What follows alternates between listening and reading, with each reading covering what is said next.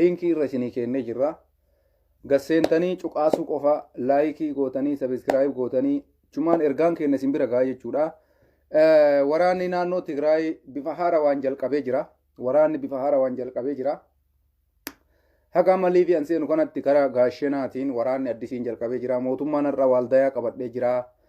Naannoo waldayaa hunda dhuunfadhe jechuudhaan waraanni Abiyyi Ahmad achiibsaa ture. Baacaan dabalee guyyaa ibsa kennee ture. Ibsa inni kenne sana agartanii uummanni Tigraay jaldeessan yennaaniin qabsoo haarawa jalqabanii jiranii. Amma gara gaashenaatiin waraana guddaa waraanni mootummaa baay'ee miidhamee jira. Waraanni addisiin lolli aaroofni jalqabee jira jechuudha. Ammas kanaan wal qabsiisee waan har'a isinirraa dubbachuu deemu waan addaati. Waa'ee araaraa irratti jechuudha. Waa'ee araaraa kanarratti yaada isinii qabadhee dhiyaadhee jira. Yaadni kiyya waa'ee araaraa irratti waa baay'ee isinii qaba. Waan ani isinii qabu kana dhageeffadha. Isinillee yaada keessan itti kennadha. Maaliifi yaada keessan kennachuu barbaachisa.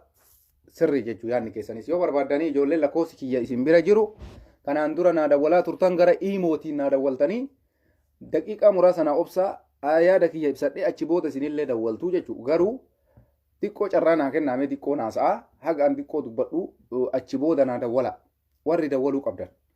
Amma waan tokkotu na fide har'a. Maaliifi mootummaan kun mootummaa ajaa'ibaati. Mootummaa ajaa'ibaati. Abiyyi Ahmad jechuun nama taarikaati. Dhugaa isinitti hima namichi namichaa miti nama ta'uu miti. Nama ta'uu miti. Akkuma gaammee galgaloo jedhe shaarukaan ka ta'uu miti. Shaarukaanii ta'uu miti. Fiilmiin isaa kun dhumuudhaaf hin deemu. Fiilmiin shaarukaan dhumuudhaaf hin deemu. Amma fiilmii haarawaa jalqabee shaarukaan.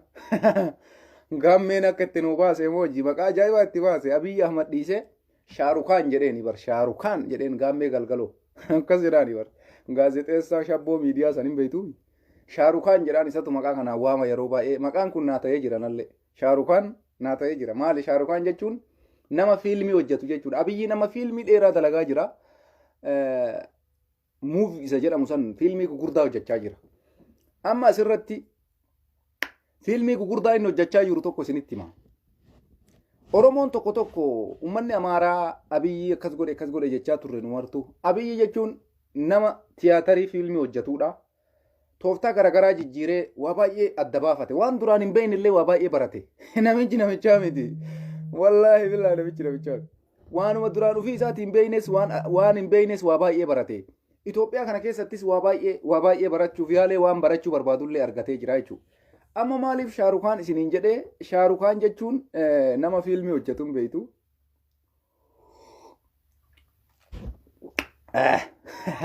Suuta dhugaa isinitti dubbanna buna dhugaa haala ajaa'ibaa kanaan haasa'uu barbaada waan ta'eef mazaaj aalii jedha liyoon mazaaj aalii yaani ciqiccaqii miximixii aarii tokkollee hin qabnu bifa tasgabbiitiin dubbanna jechuudha. Maaliifi kaleessa aaraa turre gaddaa turre maaliif gaddina beektanii kaleessa hayyoota keenya kanaa booyaa turre wayita isaan kophaa isaanii mana hidhaatii dararaman wayita isaan kophaa isaanii beelaya wayita isaan Oromiyaadhaaf jecha guyyaa 40 osoo nyaatiin bulan san maaliif uummanni keenya itti cal'isee uummanni Itoophiyaa jawaarfaa maaliif jibbee hattan Oromoo dhiisii sabaaf sabalammiinu nama kanatti maa cal'isan ka jedhu komannee turre yeroo san imimmaanis boonnee turre har'a booyuun hin barbaachisu maaliif har'a Itoophiyaa maratu mana maratti janaazni galee mana maraa taaziyaa ta'aa jira. Mana maratti taaziyaa, mana maratti gadda, mana maratti boo'icha, mana maratti imimmaan. Kun maaliif booya? Ilma kiyya lola deemaaf booya. Kun maaliif booya? Ilma kiyya waraana du'eef booya. Kun maaliif booya? Ilma kiyya narraa booji'ameef booya. Har'a nuti wanni nu boochisu hin jiru. Sababiin isaa yaa uummata Oromoo dammaqaa, yaa uummata Oromoo tokko ta'a. Jawaar isiniif qabsaa'ee, Baqqalaan isiniif qabsaa'ee, Jaal Daawud Ibsaa isiniif qabsaa'ee, Profeesar Maraaraan Guddinaa isiniif qabsaa'ee, lakki nuuf hin qabsoofne.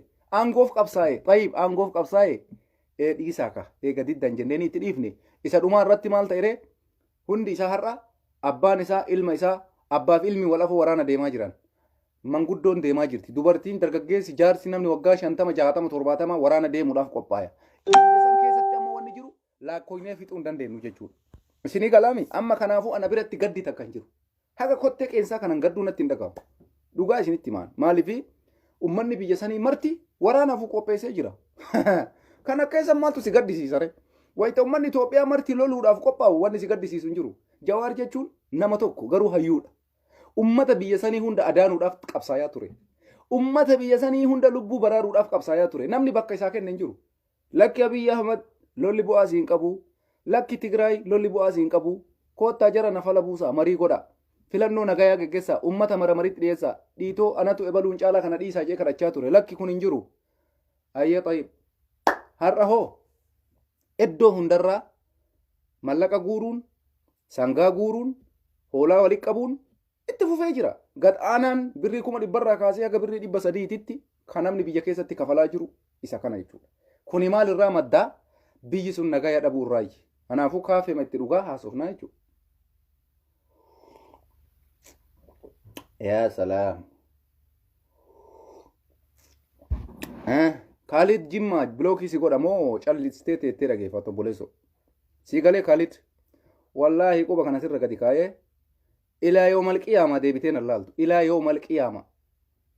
Si galee wallaahi lazim sirra ejjadha akka sirra ejjadhee akka waraanni Abiyyiitii fi waraanni Tigraay walirra ejjatu sanitti sirra ejjadhee ala si darba. Ayiwaa kootu bakka sirra ejjadha. Na al abu shaklak yaa ibn al humaar uxa. Si geggeessee jira gaashee Khalid. Obidaazeen dhufteen alaaluu hin dandeessu.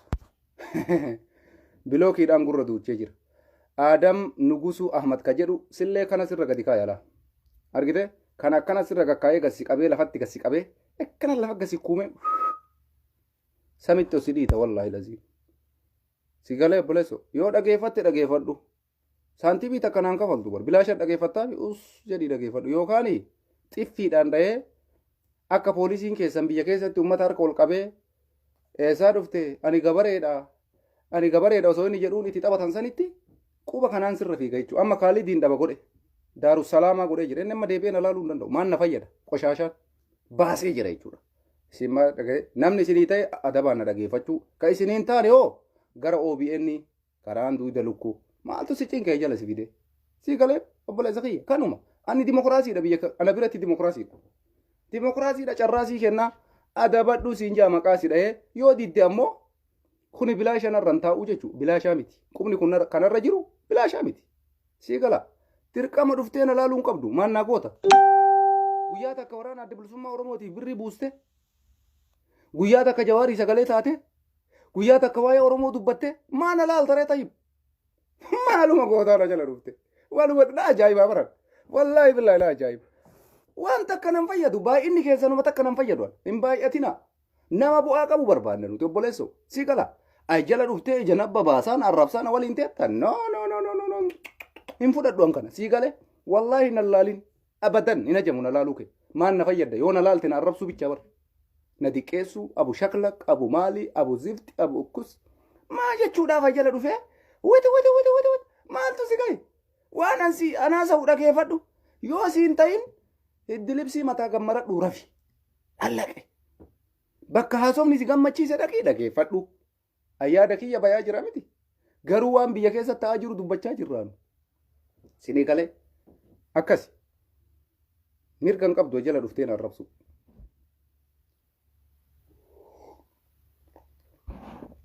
sinii galee akkasi sinii gala Khalid geggeessee jira guyyaa qiyaamaallee waliin agarru isaanam cufi gaafaan feesbuuka biraa banadhee dhufee yoo na laale malee amma feesbuuka kiyya hunda jalaa hin baasisa feesbuuka kiyya hunda jalatti bakka argetti funyaan kana qabee gaddarba mana kiyya keessa kuni mana kooti mana kiyyatti waan fedhe haasa'uu mirga qaba jaran mirga namaan sarbinaa isiniin jechuu barbaadeeti. Atillee boo'ee darbita Abdalla Shuruuf dhaabbadhu ati sinurraa yoo booyyee kana deebiste lammaffaa si geggeessa amma yaada kiyyatti haaseenuu kanaaf dhugaa isinitti himaa warri Jawaar deeggartan warri Marroo deeggartan warri Profeesar Maraaraa Guddinaa deeggartan sakandii takkaaf hin gaddina sakandii takkaaf nuti warra dhugaa qabudha nuti warra haqa qabudha amma ummanni biyya sanii hundi wareegama kafalaa jira Itoophiyaan hundi dhugaa isinitti baata Jawaar qofti kophaan miidhamne Baqqalaan qofti kophaan miidhamne Jaaldaawud Ibsaa qofti kophaan miidhamne Itoophiyaan sun hundi wareegama qaalii kafalaa jira ummanni biyya sanii kanaafuu wanni nama aarsus wanni nama boochisuus hin jiru jechuudha wanni jiru takkattiin gabaree miskiina kana garaa nama nyaata ka osoo inni jiraachuudhaaf umrii dheeraa jiraachuudhaaf karoorfatee hima taa'u Abiyyiin Ahmad dhufee leenjii itti kennu kana nama gaddisiisa. Inni umrii dheeraa jiraachuu barbaada. Gaafa ani as taa'ee akka Oromootitti tokko ta'ii akka Oromootii an dubbadhu jedhuun lakki Abiyyiin nan dhiisuu naan je'ee na dide. Osoma inni taa'u Abiyyiin karratti dadha'ee borsaaf sabaa koottu jedha maali jennaan leenjii fudhattu. Akkasii maal abboonu kanaan dura kanaaf sin deeggarre umrii dheeraa dheerachuuf leenjiin akkami kaa leenjiin kun kamaali jennaan garas deemtan jedhaniin juntaa balleessitu. Juntaaf abaa'oo shanee balleessitu. Kanaaf leenjii qophaayaa jedhanii jiran jechuun nama maraayyuu balbala itti dhadhaaniiti. Kanaafuu wanni nama aarsu hin jiru jechuudha. Ittimaa turree didan. Rabbiin isin haa tiisu carraa yoo argattan harka kennachuu yoo ammoo meeshaan badhee tokko isinirra bu'e rabbi isinii araaramu salaata jabeessaa du'aayii jabeessaa waliin jenna malee wanni waliin jennu hin jiru jechuudha. Rabbiin isinii haa dhiisuu haa maraayyuu.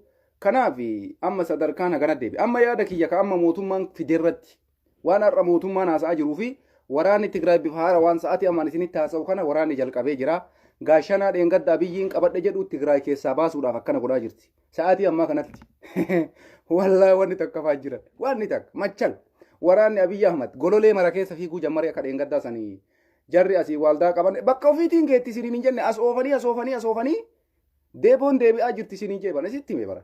Bakka barbaadanitti sochoofataa jiran iddoo diroonii jalaa bayan iddoo Abiyyiin Ahmad xayyaaraan rikutuu hin dandeenye kana jalatti galfattee jaratti akaayaa jirti amma kun dhageeffadhaa jala deemaa yuutuubii warra soddaa Abiyyii kanan jaalattuumi dhaqaa dhageeffadhaa waan ajaa'ibaatti haasa'amaa jira. Waldaa qabanna jedhanii jarri bakka birii waraana addisii banamee lola jaba geggeeffamaa jira isiniin jedha. Kun asumaan gurra isin haa bu'u yaada kiyyatti isin yaadee bu'u waan ijoo. Guyyaa har'aa mootummaan biyya bulchaa jiru Abiyyiin Ahmad akka biyyoolessaatitti marii waliigala biyyoolessaa jedhanii marii godhuudhaaf waan qophaa'eetu jira. Marii kanarratti manni maree bakka bu'oota uummataa itti waliigalamee marii kanarratti waliigalanii jiranii.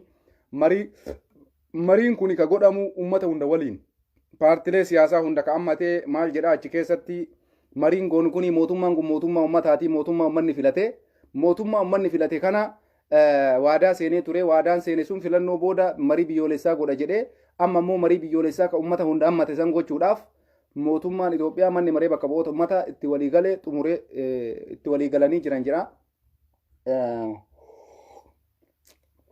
Asirratti mariin biyyoolessaa kun Oromoo of keessaa qaba isa jedhu faa laaluu dandeenya.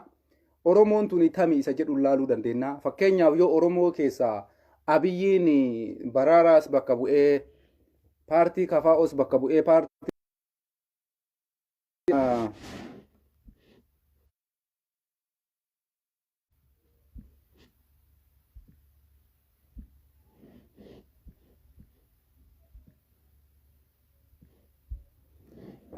naman na dawwale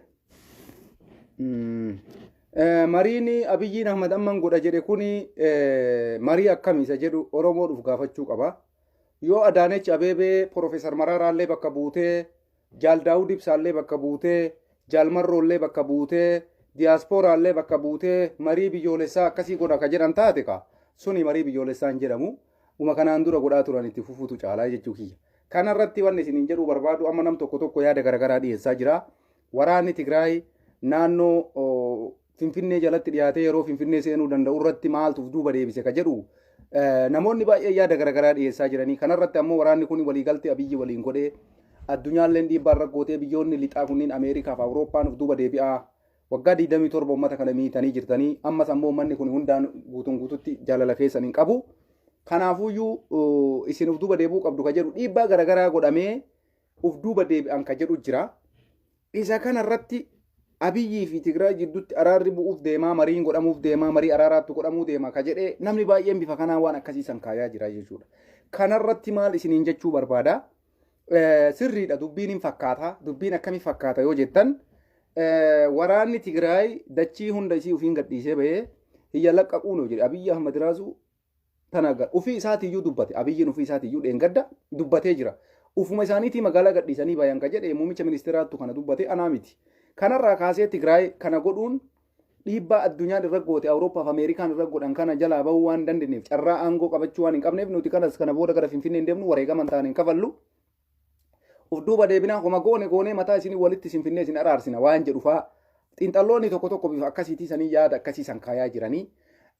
Kunis uma fakkaatu akka xiinxalla nama tokko akkana waa xiinxallee haasa'uutitti hin fakkaata dubbiin. Maaliif fakkaata yoo jettan haasaa Geetaachoo Raddaa dubbate keessatti nuti Finfinnee seenuu kaayoon qabnu Itoophiyaas taanee mootummaa Itoophiyaa taanees biyya bulchuu kaayoon qabnu jedhee Geetaachoonis kaleessa dubbatee ture jechuudha. Amma karoorri isaanii Abiyyi waliif Tigraay jidduutti walii galteen godhamee jira araara buusuudhaaf addunyaan dhiibbaa Tigraay irratti goote. Ani kaleessa Tigraay garuu akka waan takka wanni nu amanuu qabnu Awurooppaa fi Ameerikaa harkaan baatu Tigraay jaalattanii jibbitanii. Ameerikaa fi Awurooppaan dhaabbadhaa araara buusaa jennaan Tigraay san biran kutu. Anis waan kana dhibbaan dhibbatti waan Yaayyaa Bashiir jedhe hin deeggara.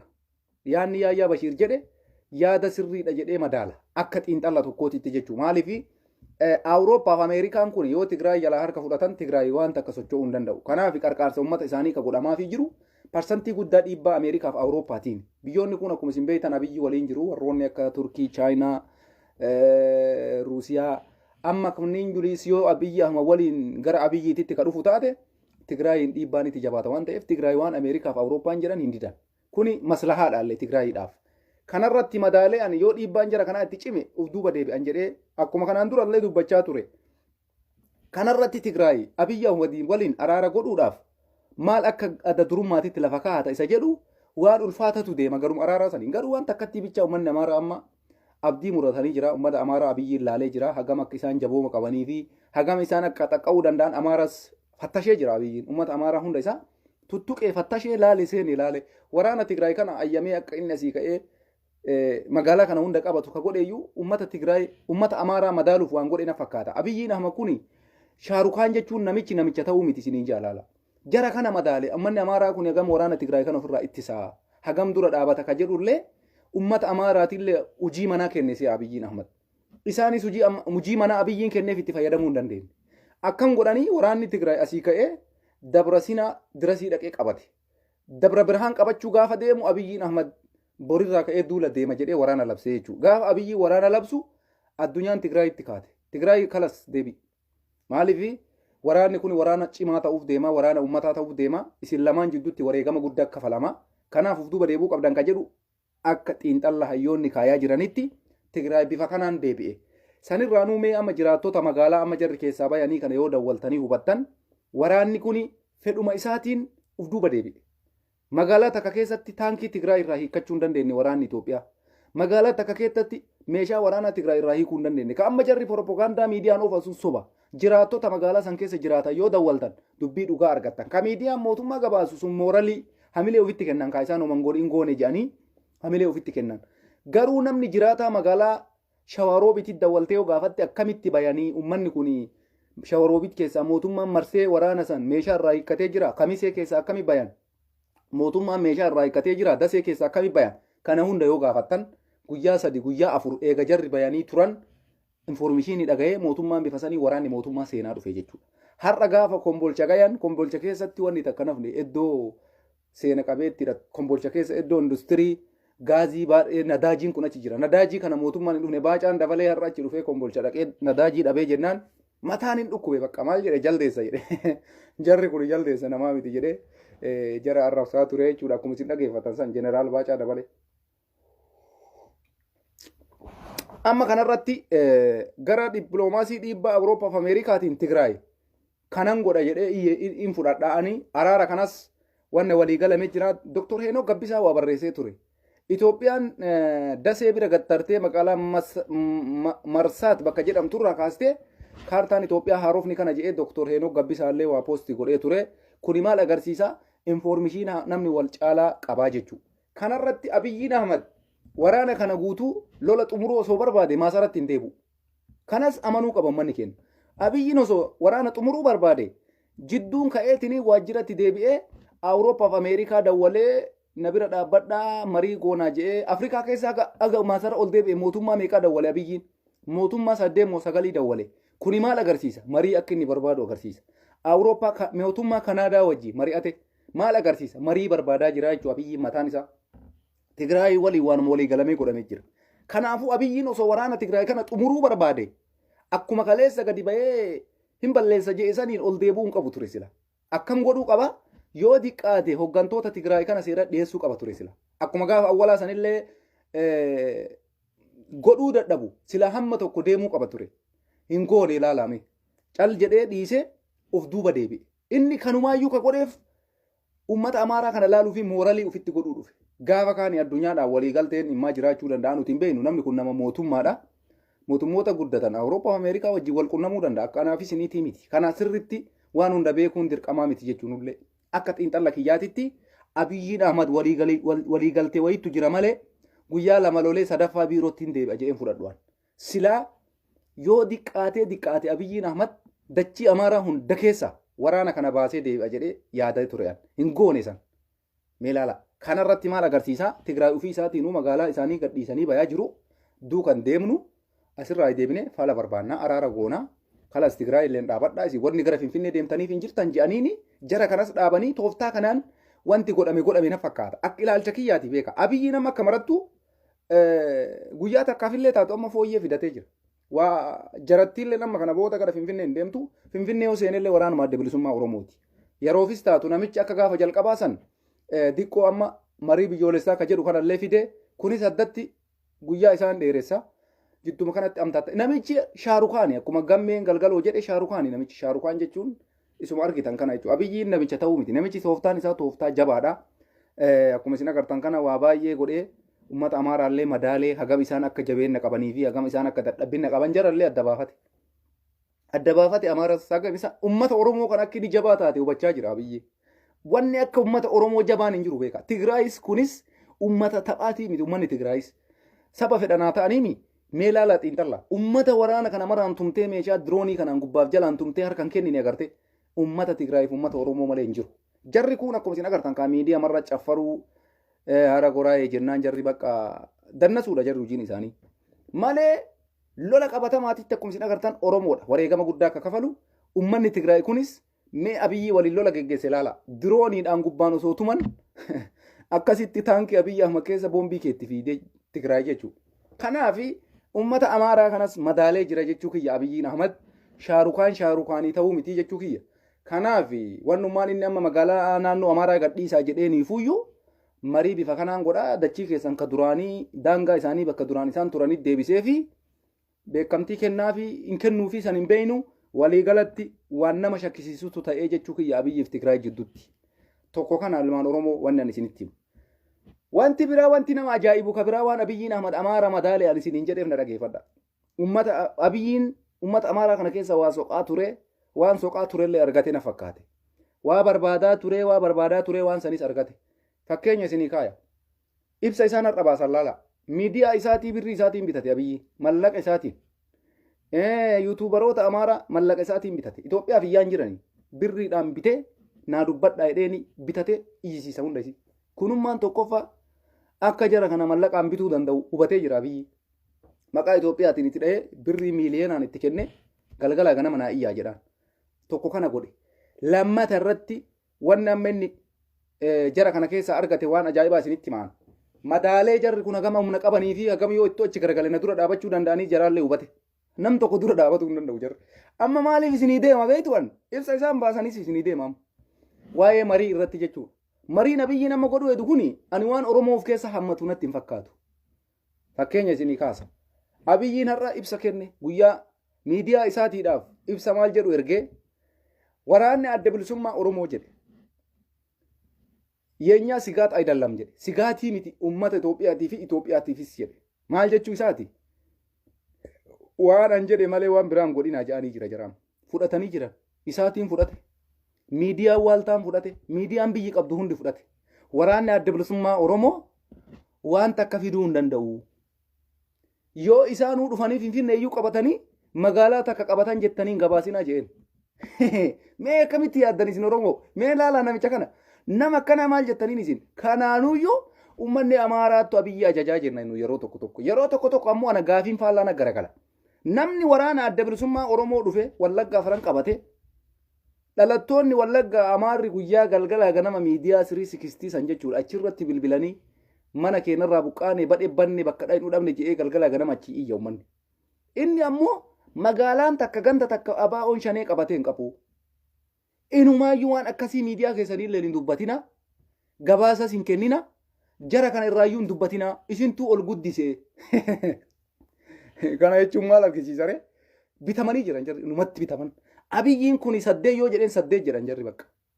Kana osoo akkanatti agartan namichi Shaarukaan jechuun isa dhugaati. Isinitti maan abiyyiin nama taphaatii miti. Kanaaf osoo maa tuffannu addunyaan waliin dhahaa jira namichi. Osoo maa tuffannu namicha kana tokkocha ta'ama numa rayyisiisaa raami. Awurooppaa Ameerikaa akkana godhee numataa nu garagalchee galgalaa ganama nu iyyisiisu kuni isuma warra jaallattanii jibbitanii isumata akkana nu godhaa jira. Fakkeenya mee ilaala amma waan inni dalagaa jiru bee. Mee amma isin mooralii kamiin waraana adda bilisummaa Oromoo dhufee zoonii kibbaa keessaa bulchiinsa gandaa ari'ee Wallagga afran keessaa bulchiinsa gandaa ari'ee godina lamarratti aangoo kennee marroo dirribaa bulchiinsa muudee marroon bulchaa jirutti nam tokko akka jettanii waa'ee abaa'oo shanee miidiyaa keessaniin jecha takka akkan kaafne inumaayyuu waa'ee isaanii amma booda ajandaan godhatinaa jee har'a ganamarraa duula kana banee jechuudha. Kuni maal agarsiisa? Shaarukaan waan barbaadu argatee jechuudha. Jara Amaaraa kana harkat deeffate. Waan an godhe godha yoo waan an jedhe diddan ammoo fuula sirii garagalaadha jedheen. Bakka godhaa jiran qaama dirqama jaalatanii osoo hin taane giddiin godhaa jiran. Asirratti maaltu nan mul'ate? Amaara keessa waa barbaadaa ture waan barbaadu argate jara akka fedhe godhaa amma booda rakkoon hin jiru. Garuu waraanni adda bilisummaa Oromoo maalirra akka jiru anaa miti Taayyee Danda'a yoo dawwaltanii gaafattan isinitti hima. Anaa isa deeggaru dhiisi Taayyeen maanuu isinitti hima. Woboo maalitti jira hojjettanii jechuun maalitti akka inni jiru hin beeka Taayyee. Isinii galee kanaafi waraanni adda bilisummaa Oromoo warra sadarkaa itti Finfinnee dhuunfaturra jira. Sadarkaa itti Finfinnee qabachuurra jira. Sadarkaa itti godina hundarratti bulchiinsa muudee akka godinaatitti nama kaayee bulchiinsa godhee biyya bulchaa jiru jira. Isaanoo maal jedhu abaa'oon shanee ganda takka qabachuu hin danda'u waan akkanaa kan dubbanne jedhanii xalayaa badhee mara balleessan jechuudha. Uummanni Amaaraa jalaa fuudhee giigii godhaa jira. Yoo miidiyaa 360 saniin alatti nam tokko amma waa'ee abaa'oo Itoophiyaa keessatti rakkoo kana hojjetee dubbachuu hin danda'u. Kunuma maal agarsiisa? Abiyyiin Shaarukaan jechuudha bara. Fiilmii Abiyyiin dalage addunyaa guutatu wajjin garagalaa jira. Dhugaa isinitti namichi kuni inuma nuun taphate anammaa isaan wal dura dhaabbanne waggaa lamaaf deema bara. Haga Abiyyi mormuu jalqabe. Amata lama fixaa jira. Amata lamaa kana keessatti diraamaan inni baasu yookaan lola deema jedhee gadi bahee diraamaa godhaa. Yoo barbaade waajjira deebi'e jedha. Yookaan dammaqaa mokonnoonii ministeerummaa kenne jedhanii waanuma inni nu godhin hin jira. Isa dhumaa irratti Adaaneech Abeebee achii gaafate kantiibaa magaalaa Finfinnee ta'e borumtumaa ol deebi'ee ani ministeera jechuudha. Abiyyiin hojiin isaa hojii ajaa'ibaati. Bakka inni waa gaggalabbadhuu kana tooftaa akkana kana bakka itti inni barate hin beeku.